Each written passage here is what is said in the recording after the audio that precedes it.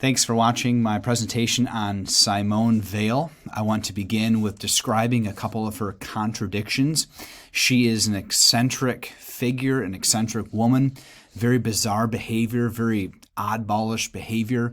And if she were to have lived in the New Testament, you can kind of envision, you can imagine her being a prophet, much like John the Baptist was kind of that what are you doing type of behavior. Why are you living like this type of lifestyle? And she had kind of that prophetic witness, that prophetic stance in her time. But a few of her contradictions are she was raised Jewish, but kind of viewed herself, and scholars view her as somewhat Christian, and we'll get into this in a little bit. She was an academic, but she heavily emphasized practice and living out those academic themes and concepts. And she was also a dedicated pacifist, but then she took up arms as a soldier in the Spanish Civil War. And so there's some huge contradictions in Weil's life. And she is a person of contrary and contradictory interests and beliefs, and just a fascinating woman. And so here's a little bit about her and her biography. Her early life: she was born in Paris on February 3rd, 1909, to a French and Jewish family. They were a non-practicing Jewish family. In fact, they were agnostics. And she was brought up in a very cultured home, very middle-class home, and she was essentially, if you can think of it, as homeschooled by her mother. The French government at this time allowed for quite a bit of freedom and latitude for schooling choices, and her mother exposed her to a variety of different interests and diverse subjects. And she went to high school, and then once she graduated high school, after she was homeschooled, she became a public school teacher at a few high schools in France. But she finds herself in each location, in each of her high schools as a teacher, she finds herself with a lot of opposition from parents and administrative officials because she is involved in some pacifist movements at every high school and every community that she served as a teacher. She not only taught the high schoolers, but like off school hours, she would involve herself in different pacifist organizations and movements. And then on the top right photo here, she was involved in, obviously this is not a real-time photo, this is a modern photo of French labor movements and labor organizations. She was very pro-labor. And then here on the bottom right is the symbol of anarchy, an anarchist movement, and she considered herself an anarchist. And so while she was a teacher, she was involved in all of these different movements at each of the local communities. And of course, this did not set well with parents. This didn't set well with administration and school officials. And so she was forced to move on at multiple high schools. At my count, she was at 5 different high schools and forced to move on at 4 of them, either laid off or so much pressure exerted on her that she chose to leave. And so this represents her refusal to compromise. And she refused to compromise for officials, for parents. She continued to do what she wanted to do. And so she was a philosopher at heart. She believed that philosophy is an affair of action and practice. And I really want to emphasize this with Weil, that she was not just a thinker in terms of how we would kind of conceptualize or believe a philosopher to be. She was an active philosopher. She believed in acting upon her beliefs, and she believed in the congruency of beliefs and action. And so here she says that philosophy is an affair of action and practice. And here's how she lives this value out of believing that philosophy is of action and practice. She was really focused on trade and unions and labor. In fact, as a teen, when her family went on vacation at a hotel, she was found talking to the staff at the hotel, and after learning upon their conditions, she recommended to them that they form a union. And so as a as a teen, she's interested in labor conditions. If you can imagine what you were doing as a 14 or 15 or 16-year-old, I doubt it was thinking or encouraging workers in your area to form a union. And so she's very she's a thought leader in labor movements. And so she entered a factory work. She became a manual labor. She believed that, hey, I don't want to just think about labor, but I want to actually enter it. And she wrote letters to friends, said that her foreman wanted her to do this many pieces. She couldn't achieve that. And she began to view herself as a slave. And she only worked at a factory or at multiple factories for less than a year. But here's what she kind of came away with. She says that working in a factory at the end of it produced the last thing that I expected from myself, docility. And docility means that you can be easily led. You can be easily persuaded or easily guided, or your kind of agency or sense of independence and control is lost. And so here's Weil, kind of a really independent contrarian thinker, that after factory work, just within 2 or 3 weeks, that she finds herself kind of losing all that agency and all that ability. And so she begins viewing factory workers or manual laborers as kind of losing their sense of humanity, losing their sense of independence. And she begins viewing herself as kind of a slave, as kind of in a way you can think as subhuman. And so she began to think of herself as kind of in a way as a cattle, just losing all sense of ability, of control, kind of being herded and being persuaded. And she began to be calloused and kind of numbed to this work. But this factory work also gave her perspective on time. And time and pace and hurry of the factory led her to believe and led her to write that time is an intolerable burden. No matter how hard she tried, and she tried hard, she could never keep up with her supervisor's demands or commands.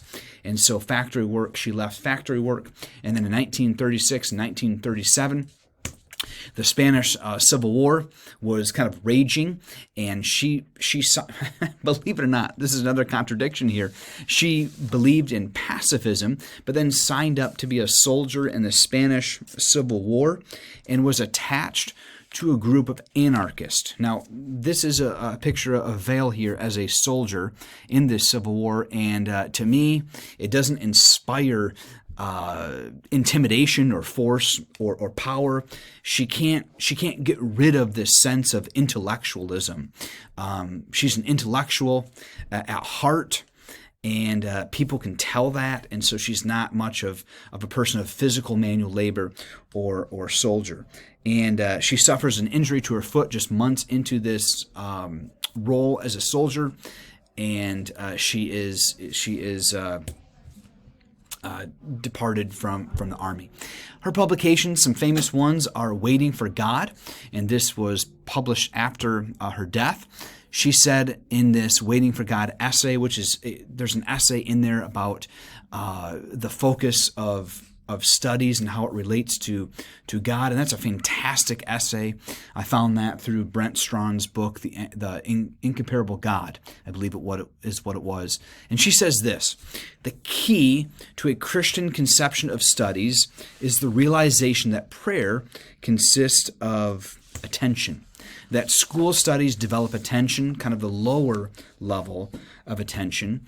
And she said that there is no doubt that school studies are as good a road to sanctity as any other. So in a way, she believed that school studies and the effort and the exertion and the attention of it can lead to sanctification.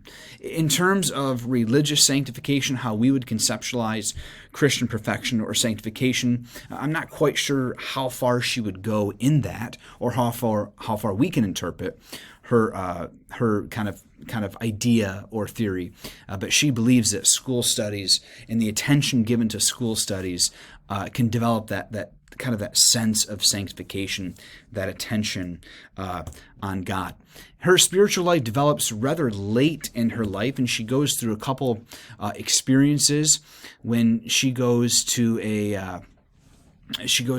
a place in Italy, and she experiences something, and she says, or she writes rather to a friend, something stronger than I was compelled to me for the first time in my life to go down on my knees. And so she experiences kind of a higher power, a higher plane, higher being, if you will, for the first time. She visits a monastery after returning as a high school teacher and then departing that, and she begins reciting George Herbert, who is a kind of a mystical poet from the 1600s, and his poem Love while at a monastery. And she writes, it was during one of the recitations that, as I told you, Christ himself came down and took possession of me. Now, there's a little bit of debate on whether Weil is a Christian, whether she considers herself a Christian, and it kind of relates to a quote that she gave in its connection to Galatians chapter 1, verse 9, where Paul talks about there'd be heretics, or those that would not believe in orthodoxy or conceptions of orthodoxy, and they would be condemned, they would be accursed, and they would be excommunicated. And for a while, really throughout her entire life, she was influenced by Christianity, but wasn't quite certain if her beliefs were compatible with the Roman Catholic Church. And so she struggled with that. Some significant concepts or ideas during World War II. She had this idea of a frontline nursing squad made of women that would kind of be a symbol of courage and symbol of hope to the French and the Allied soldiers. And when she released this kind of idea, this concept, Charles de Gaulle, the acting French president at the time, called her insane. And this was her idea of being kind of inspiring, or this nursing squad would be inspiring. The Need for Roots, 1942, 1943 writings. These were published in 1949. T.S. Eliot wrote the foreword for the English version in 1942. And The Need for Roots emphasizes the need for a kind of a new imagination of France. France is undergoing some incredible struggles and some incredible changes in the early 40s. Kind of the tide has turned in the war a little bit. France is still occupied, is being destroyed continually, and she writes on many, many themes. And she dies in 1943, August 24th, 34 years old. She's found unconscious at home in April of 1943. She's originally diagnosed with tuberculosis. The attending doctor, when she died, says that she had cardiac failure due to degeneration through starvation and not through pulmonary tuberculosis. And in fact, she self-starvation. And it's important to know where she died, in Ashford, Kent, in England. And it's kind of interesting how she died. She died of self-starvation, and she was in England, and what had happened is throughout the years, or throughout the months, she began to live on the rations that her fellow French men and French women lived under back in France. And so she had this kind of eccentric diet. And Richard Rees, her first biographer, said, as for her death, whatever explanation one may give of it will amount in the end to saying that she died of love. Weil was a all-in eccentric figure. She was a witness to contradiction, to power, and to empire, and she was passionate, and she was incredible, committed, and she died here of love. of her French countrymen and French countrywomen.